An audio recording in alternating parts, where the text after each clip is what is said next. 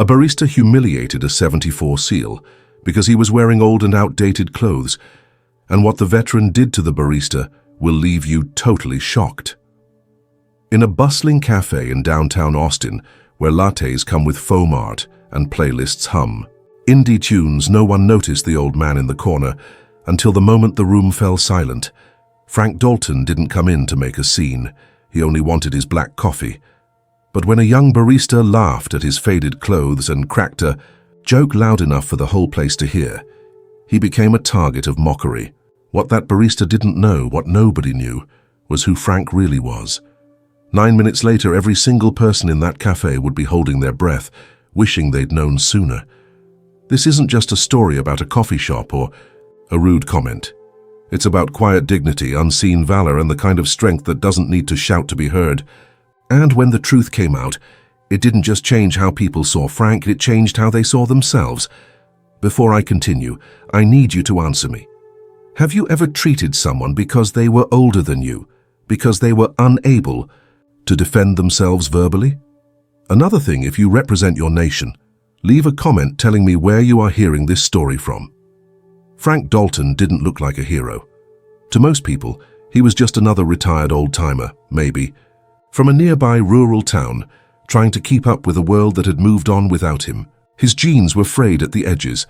His flannel shirt, once deep red, had faded over decades of washes. On his head sat a navy ball cap, the emblem of the SEALs, worn almost completely smooth. Not that anyone ever asked him about it. He never brought it up. He lived alone in a modest apartment just outside Austin. His mornings were simple, a 5-minute stretch on the porch, feeding the birds, and reading a small folded newspaper he picked up at the gas station. At 6:45 a.m. sharp, he'd walk to the bus stop, ride downtown and sit at his favorite coffee shop with a hot black coffee and no one to talk to. Frank didn't need much. He never had. After decades of military service, most of it classified, his return to civilian life had been quiet. No medals on display, no war stories at the bar. He carried the ghosts with him. Some of them he could name, most he couldn't. He had buried friends, held dying men in his arms, and survived missions that didn't make the news. But here in this cafe, he was invisible, and maybe that's how he preferred it. It was a Friday morning, just before 8 a.m.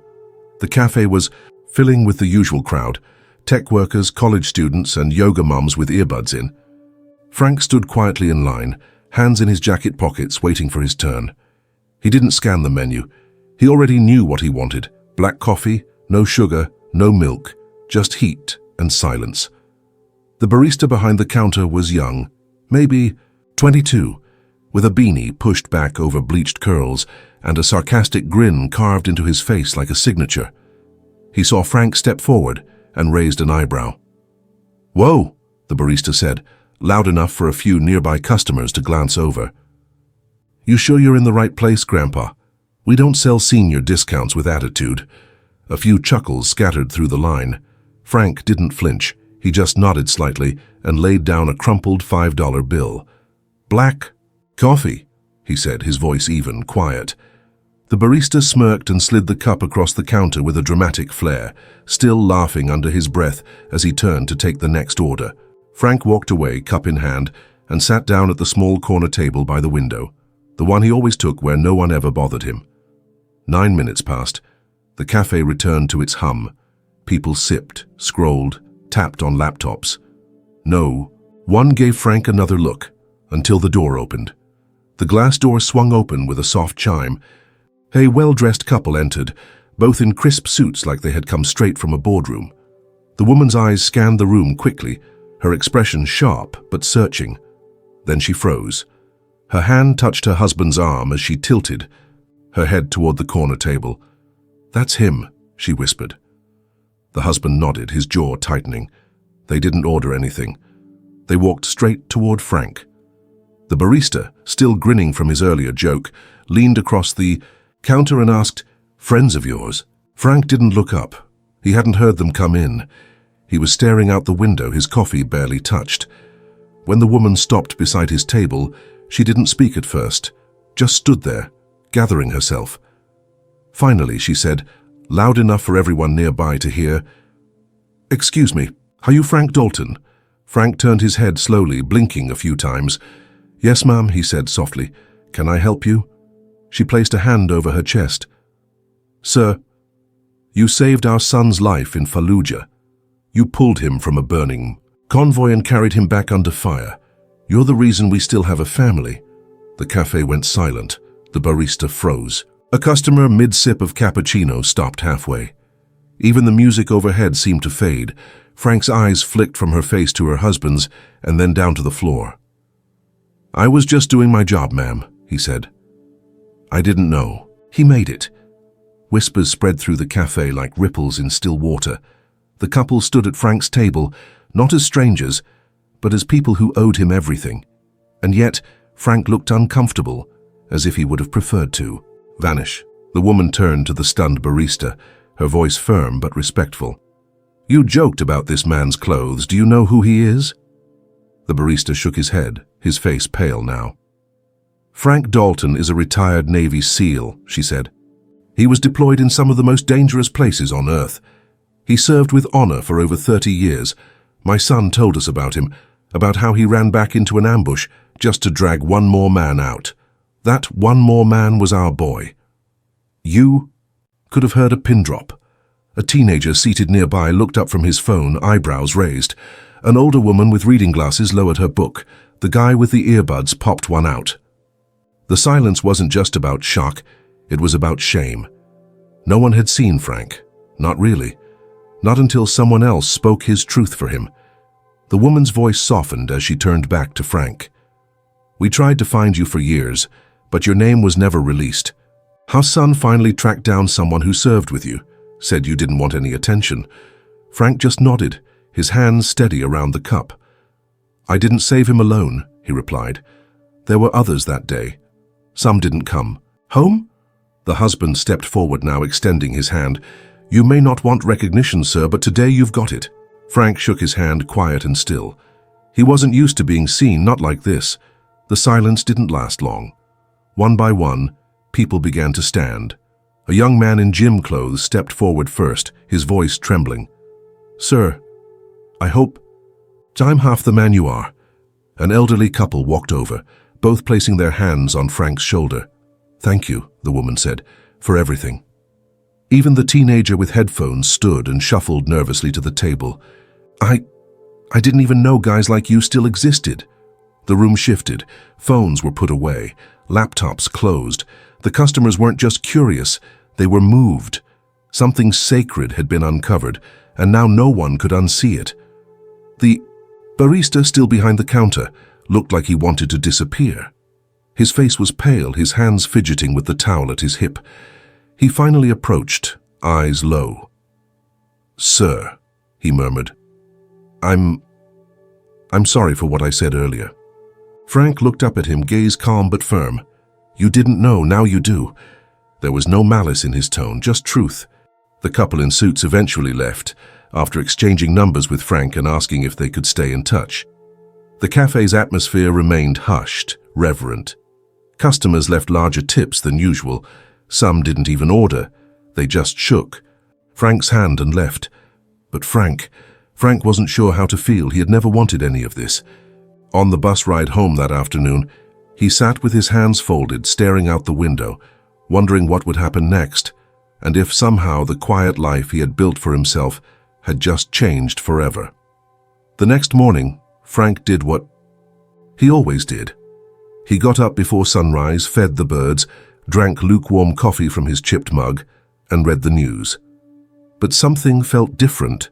The world outside seemed to hum a little louder, like it was paying attention now. At exactly 7:15 a.m., his phone rang. An old flip phone, barely holding on. The number was unfamiliar. He almost didn't answer, but something told him to. "Mr. Dalton?" a warm voice asked. "This is Dana Moore. I run a Veterans Foundation here in Austin. We heard what happened at the cafe yesterday, and more importantly, we've heard about you." Frank didn't respond right away. His instinct was always the same: deflect, decline, disappear. Dana continued gently. "We'd like to talk to you about speaking at a benefit dinner next month. It's to raise funds for combat veterans with PTSD. We think your story could make a real difference." Frank sighed, rubbing the bridge of his nose. "I'm not a speaker, Mum. I'm just an old frogman who did his time." "I understand," she said, "but these young men, they need someone who's lived it, someone real. And honestly, sir, after what you did for that family, people are listening. You could do some real good." That last sentence sat with him. He didn't need praise, he didn't want a spotlight, but if telling the truth helped someone else carry their burden. "I'll think about it," Frank said finally. "You have my number," Dana replied. "We'd be honored either way." Frank closed the phone and stared out the window. For the first time in years, he wasn't sure if silence was the right answer anymore. That night, Frank sat alone in his apartment, the television off, his dinner untouched. The invitation from the Veterans Foundation echoed in his mind like a drumbeat he couldn't quiet. He looked over at the small bookshelf in the corner, a few paperbacks, a faded photo of his old SEAL team, and a single medal resting in a glass box. Not because he wanted to show it, but because it reminded him of the ones who didn't make it back. He'd spent decades avoiding attention. To him, the best service was the quiet kind. Do the job, get out, live on. No interviews, no speeches, just gratitude for waking up again.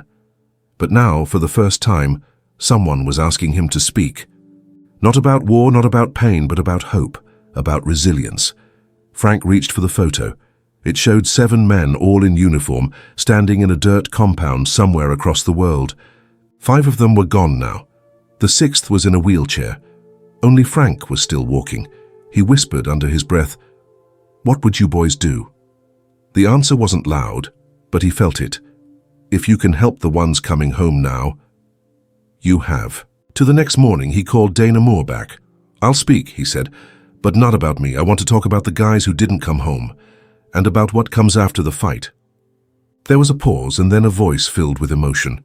"That's exactly what we hoped you'd say, Mr. Dalton." For the first time in years, Frank felt a strange mix of nerves and purpose. It wasn't the battlefield, but it mattered just as much. The Veterans Benefit was held in a modest banquet hall just outside downtown Austin.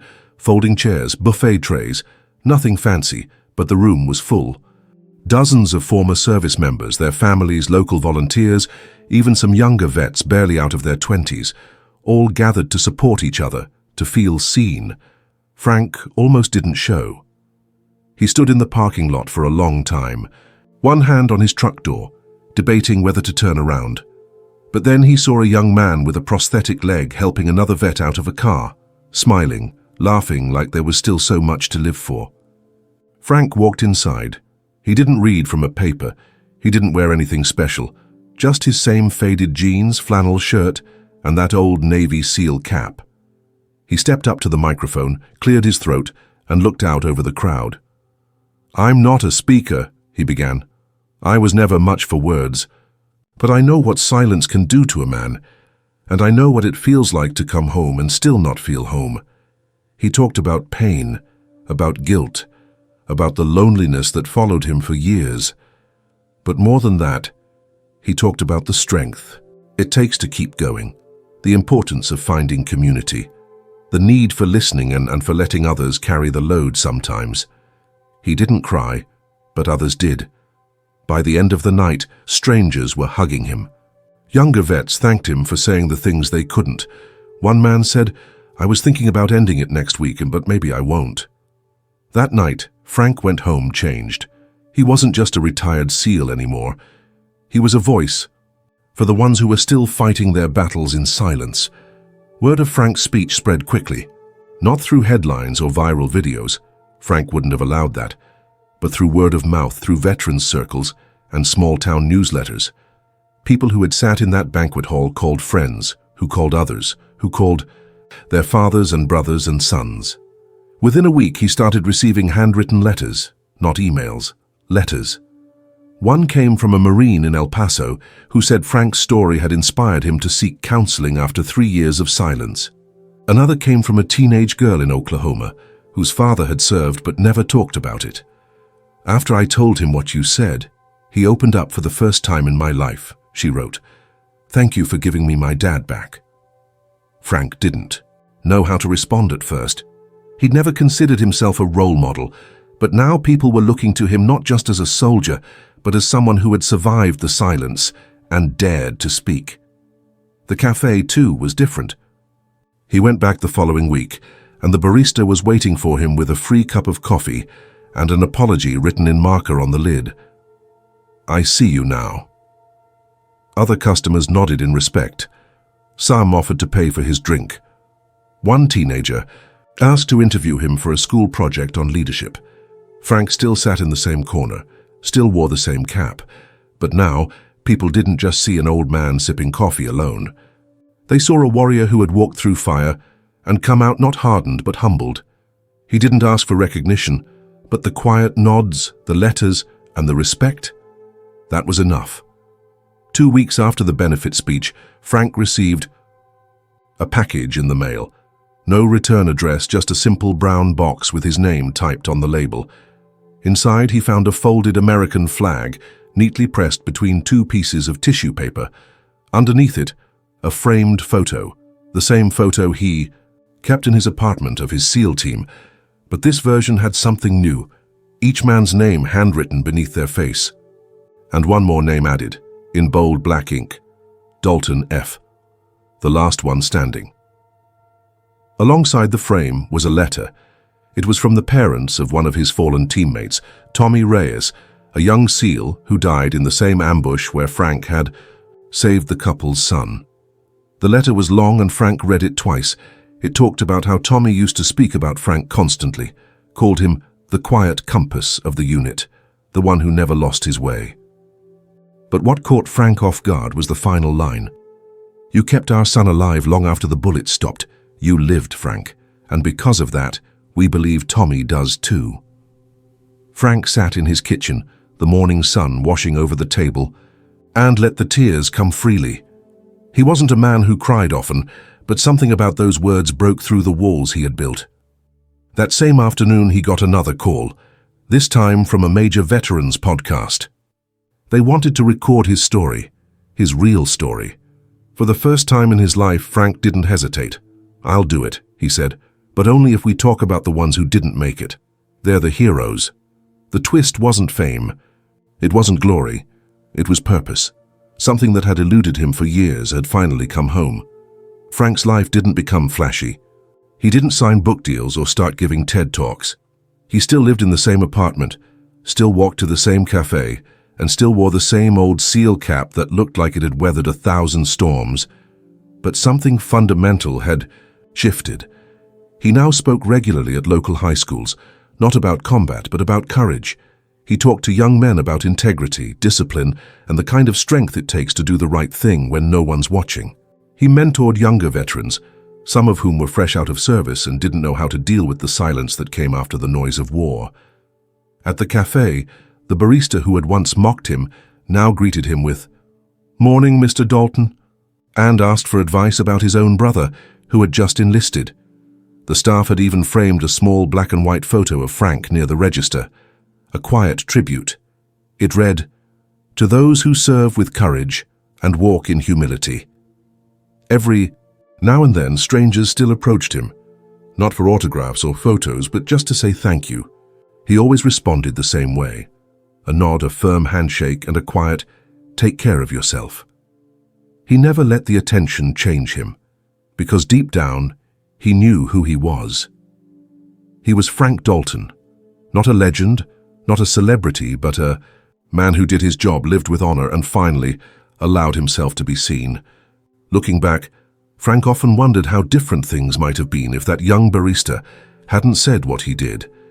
If the couple hadn't walked in exactly 9 minutes later, if the silence had never been broken, maybe he'd still be sitting in that corner, invisible to the world, sipping his coffee while carrying memories no one ever asked about. But fate, or something like it, had other plans. Frank's story wasn't about medals, confirmed kills, or dramatic rescue missions. It was about quiet endurance, about what it means to carry the weight of others, not just in battle but long after the guns go silent. It was about humility, the kind that doesn't ask for recognition but deserves it all the same. The truth is, heroes don't always look like they do in the movies. Sometimes they wear old flannel shirts. Sometimes they sit alone in coffee shops with weathered hands and thousand-yard stares. And sometimes it takes just one person or one moment to remind the rest of us who they really are. Frank didn't speak for the applause. He spoke because the silence was hurting others like him, and that's the lesson he left behind. You don't need to be loud to be strong. You don't need to be famous to matter. You just need to show up for yourself and for others, even when no one's watching. The cafe never became a monument. No plaques, no headlines, no tourists. But to those who were there that day, and to the people who heard about it afterward, it would always be something more than just a coffee shop. It was the place where a 74-year-old man in worn-out jeans reminded everyone what honor really looked like. Frank still walked the same route every morning, still tipped the barista $1 more than the coffee cost, still sat in that same corner seat facing the window. But now he wasn't alone. People often joined him, veterans, students, even strangers who'd heard whispers of what had happened there. Sometimes they sat in silence, other times they shared stories. But always, they left different than they came. And Frank, he had changed too, not by becoming someone new, but by finally accepting that who he was mattered. He didn't chase the world. He let it come to him, and in doing so, he became something rare. A quiet anchor in a noisy world. A man who showed that real strength isn't about how loud you speak, but how deeply you live. The moment that once humiliated him became the moment that revealed him. And from that day on, no one ever looked at Frank Dalton the same way again. Sometimes the people we pass by, in line, at the bus stop, or sitting quietly in a cafe, carry more than we'll ever know. Frank Dalton was one of them, mocked for how he looked, honored for who he was, and ultimately remembered not for what he said, but for how he lived. In a world quick to judge and slow to listen, stories like Frank's remind us to pause and truly see the people around us. So now I ask you, have you ever misjudged someone based on their appearance, only to later discover they carried a story worth hearing? Or have you ever felt unseen despite all you've lived through? Share your thoughts in the comments. Your story might be the one someone else needs to hear today. And if this story moved you, send it to someone who still believes in humility, service, and quiet courage.